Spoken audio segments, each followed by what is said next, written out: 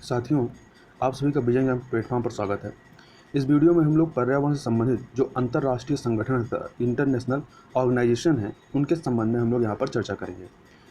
चूँकि हम लोग इससे पहले एक वीडियो कर चुके हैं जिसमें हम लोगों ने पर्यावरण संबंधित जो राष्ट्रीय अर्थात नेशनल ऑर्गेनाइजेशन थे, उनके बारे में चर्चा की थी।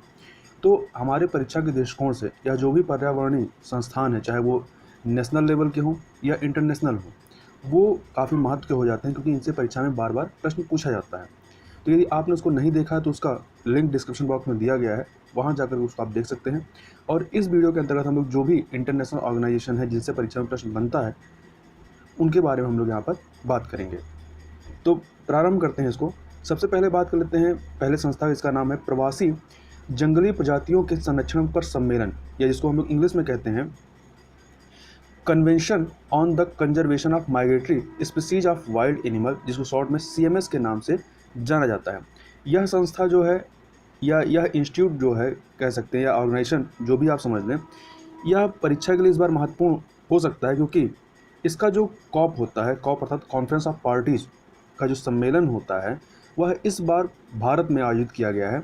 तो इसलिए यह महत्वपूर्ण हो जाता है, क्योंकि यह हाल ही में चर्चा में था। अब पहले यह जो CMS है इसको देख लेते हैं क्या है, और उसके बाद जो इनका कॉन्फ्रेंस ऑफ पार्टीज़ भारत में किया गया है उसके कुछ महत्वपूर्ण बिंदुओं को भी देख लेंगे। तो यह जो CMS है, यह वैश्विक स्तर पर प्रवासी वन्यजीवों और उनके आवास को संरक्षित करने के उद्देश्य से संयुक्त राष्ट्र कार्यक्रम अर्थात जिसको शॉर्ट में हम लोग यूनेप के नाम से जानते हैं, या यूनाइटेड नेशन एनवायरनमेंट प्रोग्राम के नाम से जानते हैं। तो इसके संरक्षण में 1979 में जर्मनी के वान शहर में विभिन्न सरकारों के बीच एक संधि की गई, जिसे प्रवासी प्रजातियों के संरक्षण पर सम्मेलन या वान सम्मेलन नाम दिया गया। तो याद रखिएगा, इसकी स्थापना कहाँ पर होती है? 1979 में जर्मनी में होती है, जर्मनी के वान शहर में। तो इसीलिए इसका नाम, इसको CMS भी कहते हैं और वान सम्मेलन के नाम से भी जाना जाता है। तथा यह सभी प्रकार के प्रवासी पशु पक्षियों के संरक्षण के लिए एक वैश्विक मंच प्रदान करता है। तो याद रखिएगा, यह किसके लिए कार्य करता है? तो ये प्रवासी पशु पक्षियों के लिए कार्य करता है। तथा अब बात कर लेते हैं जो कॉन्फ्रेंस भारत में आयोजित की गई। तो भारत ने प्रवासी प्रजातियों के संरक्षण पर जो सम्मेलन है, अर्थात जो CMS COP 13 था। तो याद रखिएगा कौन सा COP हुआ था? तो COP 13 था। इसकी मेज़बानी भारत ने की, और इसका आयोजन जो है वो 17 से 22 फरवरी 2020 के दौरान गुजरात के गांधीनगर में की गई। तथा इसका जो विषय या जो थीम थी इस बार की, वह थीम थी प्रवासी प्रजातियाँ जो होती हैं वो ग्रह को जोड़ती हैं और हम उनका घर में स्वागत करते हैं। तो प्रवासी प्रजातियाँ घर को जोड़ती हैं और हम उनका घर में स्वागत करते हैं। यदि इसको इंग्लिश में देखें तो migratory species connect the planet and we welcome them. तो यह इसकी थीम या विषय थी। तथा इसी के साथ भारत जो है वो अगले 3 वर्षों के लिए इस कॉन्फ्रेंस का जो है अध्यक्ष चुना गया है। तथा इस सम्मेलन में 130 देशों के प्रतिनिधियों ने भाग लिया था, और इस सम्मेलन का जो शुभंकर रहा है वो क्या था? ग्रेट इंडियन बस्टर्ड था। और ग्रेट इंडियन बस्टर्ड के बारे में याद रखिएगा कि आयुष्मान की जो रेड लिस्ट होती है उसमें यह क्रिटिकली इंडेंजर्ड कैटेगरी के अंतर्गत आता है। किसमें आता है? क्रिटिकली इंडेंजर्ड कैटेगरी के अंतर्गत यह आता है। आगे चलते हैं, आगे बात कर लेते हैं अगले संस्था के बारे में, जिसका नाम है जलवायु परिवर्तन पर अंतर सरकारी पैनल, जिसको हम लोग इंग्लिश में जानते हैं inter governmental panel on climate change, या शॉर्ट में हम लोग IPCC के नाम से जानते हैं। तो इसका जो गठन है वह 1988 में 1988 में विश्व मौसम विज्ञान संगठन अर्थात वर्ल्ड मेट्रोलॉजिकल ऑर्गेनाइजेशन और यूनेप अर्थात यूनाइटेड नेशन एनवायरनमेंट प्रोग्राम के द्वारा मिलकर इसका गठन किया गया था। और इसका हेडक्वार्टर कहाँ है? तो इसका हेडक्वार्टर जिनेवा में है, और यह एक वैश्विक संस्था है जिसका कार्य जो है वो मानवीय गतिविधियों से जलवायु परिवर्तन के खतरों का मूल्यांकन करना है, कि जो भी मानवीय क्रियाकलाप या जो मानवीय गतिविधियां हो रही हैं यह जलवायु परिवर्तन के लिए कितनी उत्तरदायी है और किस स्तर तक इससे खतरा उत्पन्न हो रहा है। तो इन चीज़ों का मूल्यांकन करने का कार्य इस संस्था का है। आगे चलते हैं, आगे बात करते हैं अंतर्राष्ट्रीय उष्णकटिबंधीय काष्ठ संगठन के बारे में, या जिसको इंग्लिश में हम लोग कहते हैं the International Tropical Timber Organization, जिसको शॉर्ट में ITTO के नाम से जाना जाता है। तो इसकी स्थापना जो है, इस संस्था की स्थापना 1986 में होती है। कब होती है? 1986 में होती है। तथा यह संयुक्त राष्ट्र के तत्वाधान में गठित एक अंतर सरकारी संगठन है, जो उष्णकटिबंधीय वन संसाधनों के संरक्षण और उनके सतत उपयोग को बढ़ावा देता है। तो याद रखिए किस प्रकार के वनों को, तो उष्णकटिबंधीय वन संसाधनों के संरक्षण और उनके सतत उपयोग को बढ़ावा देने का कार्य करता है। और दूसरी बात, यह यूएन के तत्वाधान में गठित हुई, मतलब यह यूएन की ही एक एजेंसी के तौर पर कार्य करती है। तथा इसकी एक विशेषता है कि यह अपनी तरह का एक अनोखा संगठन है। क्यों? क्योंकि यह एक और व्यापार तथा उद्योग से संबंधित है, तो दूसरी ओर यह पर्यावरणीय संरक्षण से भी जुड़ा हुआ है। मतलब एक बार इससे जुड़ी हुई चीज़ों के व्यापार और उद्योग को भी प्रोत्साहित करता है, तो दूसरी तरफ यह पर्यावरणीय संरक्षण को भी प्रोत्साहित करने का कार्य करता है। तो इस प्रकार यह दोनों एक दूसरे के कंट्राडिक्टरी लग सकते हैं, परंतु यह क्या करता है, ये दोनों में समन्वय करने का कार्य इसके द्वारा किया जाता है। और यदि इसके हेडक्वार्टर की बात पूछी जाए कि इसका हेडक्वार्टर कहाँ है, तो याद रखिएगा जापान के जो योकोहामा जो शहर है, योकोहामा जापान में इसका हेडक्वार्टर स्थित है। आगे चलते हैं, आगे बात कर लेते हैं वर्ल्ड कंजर्वेशन मॉनिटरिंग सेंटर, या शॉर्ट में हम लोग WCMC के नाम से जानते हैं। तो इसकी स्थापना सन 2000 में हुई थी। कब हुई थी? सन 2000 में हुई थी। तथा यह यूनेप अर्थात यूनाइटेड नेशन एनवायरनमेंट प्रोग्राम की एक कार्यकारी एजेंसी के रूप में कार्य करता है, तथा जिसका मुख्य कार्य जो है वो जैव विविधता अर्थात बायोडाइवर्सिटी से संबंधित सूचनाओं का एकत्रण एवं उनका आकलन प्रस्तुत करना है। तो ये यही करती है कि जो बायोडाइवर्सिटी होती है उससे संबंधित जो भी सूचनाएं हैं उनको एकत्रित करती है, और उन जो डेटा इसको मिलते हैं उनको एक आकलन जारी करती है, और वो मतलब देशों को या लोगों को यह बताती है कि क्या क्या चीज़ें इसके संबंध में घटित हो रही हैं। तथा यह क्या है, यह एक प्रकार की गैर लाभकारी संस्था अर्थात नॉन प्रॉफिटेबल ऑर्गेनाइजेशन है। और इसके यदि हेडक्वार्टर की बात करें कि इसका हेडक्वार्टर कहाँ स्थित है, तो याद रखिएगा इसका हेडक्वार्टर आपका कैम्ब्रिज UK अर्थात इंग्लैंड के या लंदन के आपके कैम्ब्रिज में स्थित है। UK के कैम्ब्रिज में इसका हेडक्वार्टर है। आगे चलते हैं, आगे बात करते हैं वर्ल्ड वॉच इंस्टीट्यूट अर्थात WWI के संबंध में। तो यह क्या है, यह एक स्वतंत्र शोध संस्था है अर्थात रिसर्च का कार्य इसके द्वारा किया जाता है, जिसकी स्थापना 1974 में लेस्टर ब्राउन द्वारा की गई थी। तो यह भी प्रश्न पूछा जा सकता है कि वर्ल्ड वॉच इंस्टीट्यूट की स्थापना किसके द्वारा की गई, तो लेस्टर ब्राउन के द्वारा की गई थी। तथा यह वैश्विक पर्यावरणीय चिंताओं को सुस्पष्ट और तथ्यात्मक तरीकों से वैश्विक समुदाय के सामने रखने का कार्य करता है। तो इसका मेन कार्य है रिसर्च करना। तो वो जो रिसर्च के माध्यम से जो इसको तथ्य फैक्ट प्राप्त होते हैं उनको ये वैश्विक समुदाय के सामने रखती है। तथा यदि इसके हेडक्वार्टर की बात करें कि इसका हेडक्वार्टर कहाँ है, तो इसका हेडक्वार्टर याद रखिएगा अमेरिका के वाशिंगटन DC में, अर्थात वाशिंगटन DC अमेरिका में इसका हेडक्वार्टर स्थित है। आगे चलते हैं, ग्रीन पीस के बारे में बात कर लेते हैं। तो ग्रीन पीस वैसे भी कई बार आप देखते हैं पेपर में इसकी चर्चा होती रहती है। तो ग्रीन पीस इसकी स्थापना 1971 में, कब होती है? 1971 में होती है। और यदि इसके हेडक्वार्टर की बात करें तो इसका हेडक्वार्टर नीदरलैंड के एम्स्टर्डम में स्थित है। कहाँ पर स्थित है? तो नीदरलैंड के एम्स्टर्डम में। और नीदरलैंड जो है आपका जो उत्तरी सागर है यूरोप में, उसके तट पर स्थित है। तथा यह आपका जर्मनी का क्या है? पड़ोसी भी है। मतलब जर्मनी और फ्रांस से इसकी सीमा लगती है। ग्रीन पीस जो है यह एक स्वतंत्र वैश्विक कैंपेनिंग की हिंदी होती है अभियानकारी संस्था है। अर्थात यह मेन इसका ऑब्जेक्टिव क्या है, यह जो पर्यावरण संरक्षण है या जैव विविधता, इसके संबंध में यह कैंपेन करने का कार्य इसके द्वारा किया जाता है।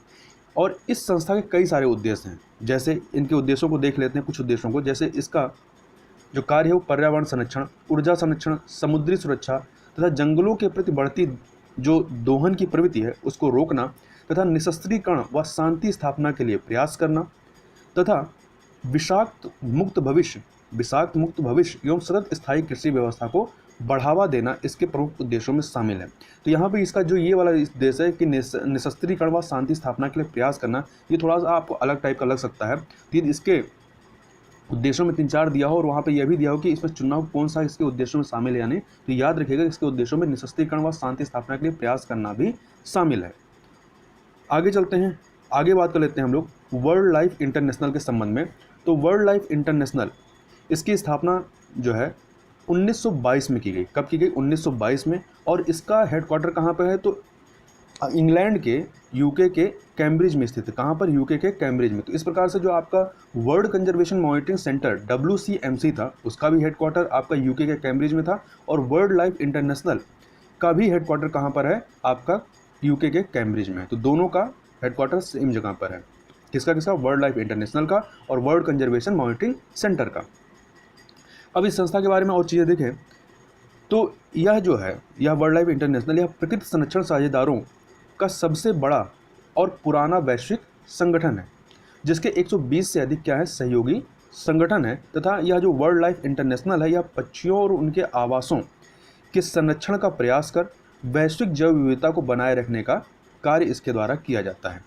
साथ ही यह तो करती इसके अलावा यह पक्षियों, उनके आवासों और उनसे संबंधित मुद्दों और चुनौतियों पर एक अग्रणी प्राधिकरण अर्थात एपेक्स बॉडी के तौर पर भी यह उसकी भूमिका में यह कार्य करती है या उसकी भूमिका यह निभाती है। तथा यह महत्वपूर्ण पक्षी और जैव विविधता क्षेत्र, यदि इसको इंग्लिश में कहें तो important bird and biodiversity areas, जो शॉर्ट में हम लोग IBA कहते हैं, तो यदि कहीं पर IBA लिखा हो तो उसका मतलब है important bird and biodiversities areas. तो यह महत्वपूर्ण पक्षी और जैव विविधता क्षेत्र की पहचान कर उसकी निगरानी एवं संरक्षण का कार्य भी इसके द्वारा किया जाता है। आगे चलते हैं, आगे बात कर लेते हैं वर्ल्ड नेचर ऑर्गेनाइजेशन के संबंध में। तो वर्ल्ड नेचर ऑर्गेनाइजेशन, जो शॉर्ट में हम क्या कहते हैं WNO, वर्ल्ड नेचर ऑर्गेनाइजेशन, इसकी स्थापना जो है सन 2014 में हुई। तो बहुत पुराना ऑर्गेनाइजेशन नहीं है, ये अभी नया ही ऑर्गेनाइजेशन है। तो इसकी स्थापना की डेट याद रखिएगा 2014 है। और इसका हेडक्वार्टर की बात करें, इसका हेडक्वार्टर कहाँ स्थित है, तो आपका स्विट्जरलैंड के जिनेवा में। कहाँ पर, स्विट्जरलैंड के जिनेवा में इसका हेडक्वार्टर स्थित है। अब इस संस्था के बारे में कुछ अन्य चीज़ें देखें तो वर्ल्ड नेचर ऑर्गेनाइजेशन वैश्विक स्तर पर पर्यावरण संरक्षण से संबंधित यह एक अंतर सरकारी संगठन है, इंटर गवर्नमेंटल ऑर्गेनाइजेशन है, जो पर्यावरण और विकास के बीच संतुलन स्थापित करने के लिए विभिन्न सरकारों और संगठनों को एकजुट करने का कार्य किया जाता है। तथा इस संस्था का जो उद्देश्य है वो ऊर्जा दक्षता व सतत ऊर्जा आपूर्ति के साथ जलवायु संरक्षण और सतत विकास को बढ़ावा देना। मतलब एक तरीके से ये क्या करता है कि जो पर्यावरण संरक्षण है अर्थात पर्यावरण और विकास में समन्वय कैसे स्थापित किया जाए या क्या क्या कदम उठाने चाहिए, उसके लिए विभिन्न सरकारों और संगठनों को एकजुट करता है कि एक मंच पर आए और इसके बीच एक समन्वय बनाकर चलने का प्रयास किया जाए। आगे चलते हैं, अगला इंस्टीट्यूट है या अगली ऑर्गेनाइजेशन है संयुक्त राष्ट्र पर्यावरण कार्यक्रम, UNEP, United Nation Environment Programme. तो यह काफ़ी चर्चा में रहता है, तो इसके बारे में थोड़ा सा देख लेते हैं। इसकी स्थापना होती है 1972 में। कब होती है, 1972 में। और इसका हेडक्वार्टर कहाँ है, तो इसका हेडक्वार्टर नैरोबी कहाँ है, तो केन्या की जो राजधानी है नैरोबी, वहाँ पर इसका हेडक्वार्टर स्थित है। तो याद रखिएगा यूनेप का हेडक्वार्टर, कई बार पूछा गया है परीक्षा में कि यूनेप का हेडक्वार्टर कहाँ है, तो याद रखिएगा केन्या के नैरोबी में है। तथा यह जो यूनेप है, यूनेप का गठन, यूनाइटेड नेशन एनवायरनमेंट प्रोग्राम का गठन जो है संयुक्त राष्ट्र महासभा की स्वीडन स्वीडन का एक शहर है स्टॉकहोम, यहाँ पर एक मानव पर्यावरण पर कॉन्फ्रेंस आयोजित की जाती है 1972 में। तो इस कॉन्फ्रेंस के परिणाम स्वरूप अर्थात रिजल्ट में या इस कॉन्फ्रेंस के बाद ही संयुक्त राष्ट्र महासभा की यह मतलब सम्मेलन था, तो यहीं पर यूनेप का गठन करने का प्रावधान किया जाता है। तो 1972 में इसी सम्मेलन के दौरान इसका गठन होता है। तो कौन सा सम्मेलन था, तो मानव पर्यावरण पर कॉन्फ्रेंस, इसको हम लोग शॉर्ट में स्टॉकहोम कन्वेंशन के नाम से भी जानते हैं। तो स्टॉकहोम कन्वेंशन 1972। तथा यह जो संस्था है संयुक्त राष्ट्र पर्यावरण कार्यक्रम, यह एक ऐच्छिक संयुक्त राष्ट्र पर्यावरणीय फंड भी है, मतलब एक प्रकार का कोष है जो विभिन्न पर्यावरणीय परियोजनाओं को आर्थिक सहायता प्रदान करता है।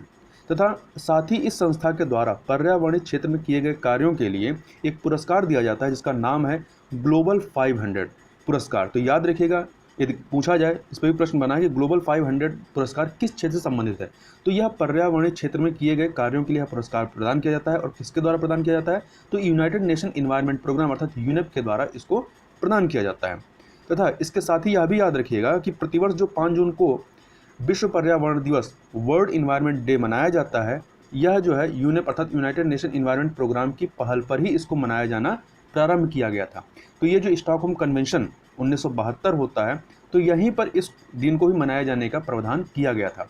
और पहली बार जो इसको मनाया गया था तो 1972 में नहीं मनाया जाता है विश्व पर्यावरण दिवस, बल्कि 1973 में 1973 में पहली बार विश्व स्तर पर इसको मनाया गया था।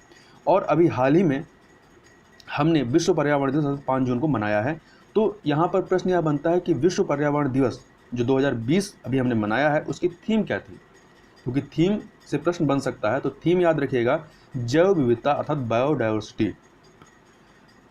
तथा इसके अलावा यह जो यूनेप है, यह 1988 में जलवायु परिवर्तन पर जो अंतर्राष्ट्रीय पैनल रहा है IPCC, जिसके बारे में हम लोग अभी पीछे चर्चा कर चुके हैं, तो IPCC का गठन जो है विश्व मौसम विज्ञान संगठन WMO और यूनेप ने मिलकर किया था, जैसा कि हम लोगों ने अभी पीछे उसको पढ़ा था। आगे चलते हैं, आगे बात कर लेते हैं प्राकृतिक संरक्षण हेतु अंतर्राष्ट्रीय संघ के बारे में, जिसको हम लोग इंग्लिश में कहते हैं international union for conservation of nature, और शॉर्ट में हम लोग क्या कहते हैं, आयुषियन कहते हैं। तो आयुषियन का पूरा नाम याद रखिएगा, international union for conservation of nature, या हिंदी में प्राकृतिक संरक्षण हेतु अंतर्राष्ट्रीय संघ। यह विश्व का सबसे पुराना एवं सबसे बड़ा वैश्विक पर्यावरण नेटवर्क है। इसकी स्थापना जो होती है अक्टूबर 1948 में होती है। कब होती है? अक्टूबर 1948 में होती है। तथा यदि इसके हेडक्वार्टर की बात करें, इसका मुख्यालय कहाँ स्थित है, तो स्विट्जरलैंड के ग्लांड में स्थित है। कहाँ पर? स्विट्जरलैंड के ग्लांड में स्थित है, ना कि जिनेवा में। तो जिनेवा में कन्फ्यूज मत होइएगा, या स्विट्जरलैंड के ग्लांड में इसके हेडक्वार्टर स्थित है। तथा इसको पहले जो है वर्ल्ड कंजर्वेशन यूनियन के नाम से भी जाना जाता था। यदि कहीं पर कथन के रूप में आ जाए तो इसको याद रखिएगा कि इसको पहले वर्ल्ड कंजर्वेशन यूनियन के नाम से भी जाना जाता था। तथा यह जो आयुषियन है, इसका मुख्य कार्य जो है वो जैव विविधता का संरक्षण करना है। तथा साथ ही यह जो आयुषियन है, आयुषियन संकटग्रस्त जीव जंतुओं की एक सूची जारी करती है। इस सूची को क्या कहते हैं? रेड डेटा बुक कहते हैं। तो याद रखिएगा कि रेड डेटा बुक किसके द्वारा जारी किया जाता है? आयुषियन के द्वारा जारी किया जाता है। और इस रेड डेटा बुक में जो जीव और वनस्पतियां हैं, उनकी जो संकटग्रस्त स्थिति है वैश्विक स्तर पर, उसके आधार पर उनको 9 कैटेगरी में वर्गीकृत किया जाता है। तो इस कैटेगरी के आधार पर हमें पता चलता है कि कौन सा जीव जंतु या जो वनस्पति है उसके लिए खतरा कितना है, या वो किस स्तर की खतरे को वो झेल रही है। तो इस चीज़ को याद रखिएगा कि किसके द्वारा जारी किया जाता है रेड डेटा बुक, तो आयुषियन के द्वारा जारी किया जाता है। इसमें 9 कैटेगरी में इसको डिवाइड किया जाता है, जैसे कि आपका क्रिटिकली इंडेंजर्ड, वल्नरेबल कैटेगरी। तो ये सब क्या है? ये इसकी कैटेगरी ही, सब कैटेगरी। इसी प्रकार के 9 कैटेगरी जो है इसमें होते हैं। तथा यहाँ पर मेन चीज़ याद रखिएगा, जो आयुषियन है यह संयुक्त राष्ट्र का अंग नहीं है। इससे प्रश्न बना हुआ है, कथन के रूप में आपको दे सकता है कि यह आयुषियन संयुक्त राष्ट्र का एक विशेषीकृत एजेंसी है। तो नहीं, यह संयुक्त राष्ट्र का अंग नहीं है, बल्कि आयुषियन जो है संयुक्त राष्ट्र महासभा का पर्यवेक्षक दर्जा अर्थात ऑब्जर्वर स्टेटस प्राप्त एकमात्र अंतर्राष्ट्रीय संगठन है जो पर्यावरण और जैव विविधता से संबंधित मुद्दों को देखता है। मतलब कहने का मतलब है कि जो यह आयुषियन है, पर्यावरण और जैव विविधता से संबंधित एकमात्र ऐसा अंतर्राष्ट्रीय संगठन है जिसको संयुक्त राष्ट्र महासभा का पर्यवेक्षक का दर्जा प्रदान किया गया है। तो यह संयुक्त राष्ट्र महासभा में यह पर्यवेक्षक का दर्जा प्राप्त संस्था है, परंतु यह संयुक्त राष्ट्र का अंग नहीं है। तो इस चीज़ को याद रखिएगा। आगे चलते हैं, आगे बात कर लेते हैं world wide fund for nature अर्थात WWF के संबंध में। तो यह जो है यह एक अंतर्राष्ट्रीय गैर सरकारी संगठन है। क्या है? एक अंतर्राष्ट्रीय गैर सरकारी संगठन है जिसको 1961 में, कब? 1961 में स्विट्जरलैंड के मोर्जेस में एक चैरिटेबल ट्रस्ट अर्थात धार्मिक संस्था के रूप में इसको स्थापित किया गया था। कब स्थापित किया गया था? 1961 में किया गया था। तथा यह विश्व का सबसे बड़ा स्वतंत्र जो संरक्षण संगठन है जो पर्यावरण के संरक्षण, शोध एवं पुनर्स्थापना के लिए कार्य करता है। तथा ये इसका स्लोगन की बात करें, इसका स्लोगन क्या है, तो इसका स्लोगन है फॉर ए लिविंग प्लैनेट। तथा इसका जो लोगो है, यदि आप इसका लोगो देखेंगे तो इसका लोगो जो है वह क्या है? एक जाइंट पांडा है। और जाइंट पांडा के बारे में देखें कि आयुषियन की जो रेड लिस्ट है उसमें कहाँ पर आता है, तो यह आयुषियन की रेड लिस्ट में वल्नरेबल कैटेगरी के अंतर्गत आता है। आगे चलते हैं, आगे बात कर लेते हैं वन्य जीव एवं वनस्पति जाति की संकटापन्न प्रजातियों के अंतर्राष्ट्रीय व्यापार पर कन्वेंशन, या इसको इंग्लिश में कहते हैं the convention on international trade in endangered species of wild fauna and flora, और शॉर्ट में क्या कहते हैं? सिटीज के नाम से जानते हैं। तो याद रखिएगा, आपको हमेशा सिटीज ही लिखा हुआ दिखाई पड़ता, तो इसका पूरा नाम यही है। और यह आपका वन्यजीव और वनस्पति मतलब दोनों के लिए यह कार्य करता है। ऐसा नहीं केवल जो पशु हैं उन्हीं के लिए कार्य करता है, बल्कि यह पशु और जो वनस्पति हैं उन दोनों के लिए कार्य करता है। इसके बारे में और चीज़ें देखें तो 1973 में, कब? 1973 में विभिन्न सरकारों के बीच एक अंतर्राष्ट्रीय करार के फलस्वरूप साइट जो है यह अस्तित्व में आता है। परंतु 1973 में तो अस्तित्व में आता है, परंतु यह प्रभावी रूप से अर्थात कार्य रूप में यह 1975 में आता है, मतलब 1975 से अपना कार्य प्रारंभ करता है।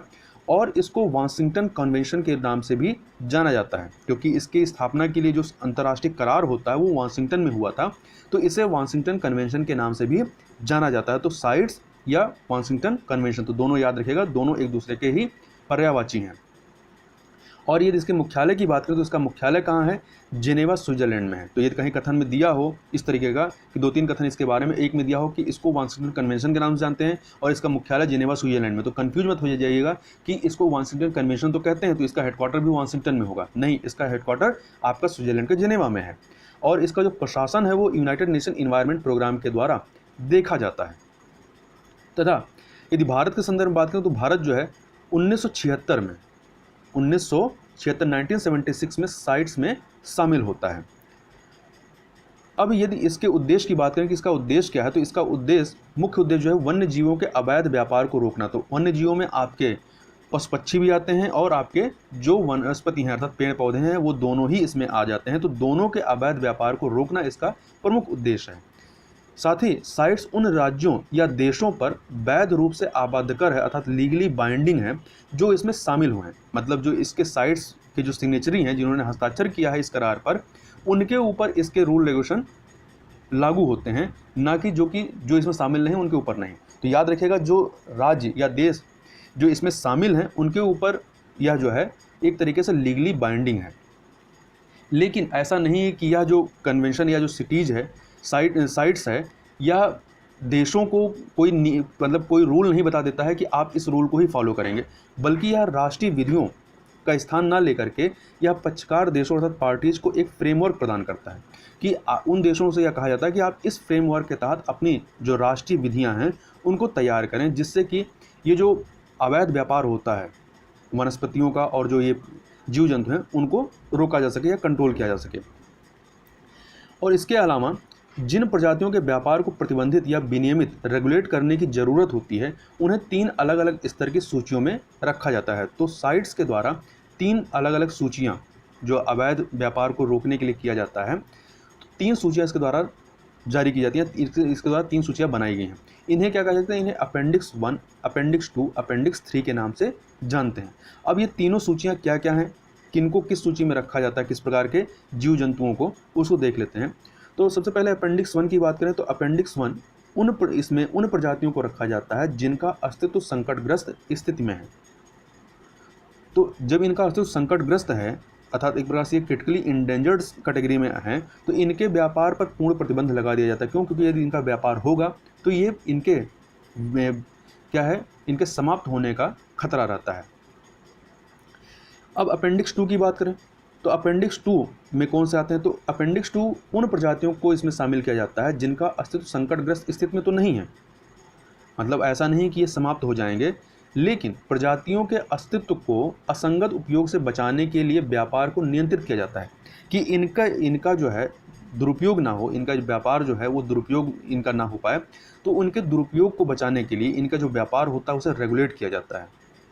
तो इस प्रकार से इसमें क्या होता है, जो अपेंडिक्स 2 में जो जीव जंतु होते हैं इनके अंतर्राष्ट्रीय व्यापार की अनुमति तो होती है, लेकिन विनियमन के साथ, मतलब रूल रेगुलेशन के साथ होती है। अब अपेंडिक्स 3 की बात करें तो अपेंडिक्स 3 में उन प्रजातियों को रखा जाता है जो कम से कम किसी एक देश द्वारा संरक्षित की जाती हैं। तो इसके बारे में क्राइटेरिया याद रखिएगा कि यदि कोई देश जो आपके साइट्स में का हस्ताक्षर करता देश है, वह यदि किसी प्रजाति को संरक्षित करता है तथा वह किसी दूसरी साइट सहयोगी, मतलब जो साइट का जो हस्ताक्षर करता देश है, उससे इसके व्यापार को नियंत्रित करने के लिए मदद की मांग रखता है कि इसका हम संरक्षण कर रहे हैं और इसके व्यापार को रेगुलेट करना चाहिए या इसके व्यापार को नियंत्रित करना है, तो उसके लिए यदि मदद मांगता है तो ऐसे जो जीव जंतु हैं उनको अपेंडिक्स 3 के अंतर्गत रखा जाता है। तो यहाँ पर भी क्या है, अंतर्राष्ट्रीय व्यापार की अनुमति होती है लेकिन विनियमन के साथ। तो इस प्रकार से जो अपेंडिक्स 1 होता है उसमें अंतर्राष्ट्रीय व्यापार की पूर्णतः मनाही होती है, बल्कि जबकि जो 2 अपेंडिक्स होते हैं, अपेंडिक्स 2 और अपेंडिक्स 3, उसमें अंतर्राष्ट्रीय व्यापार की अनुमति होती है लेकिन विनियमन के साथ में।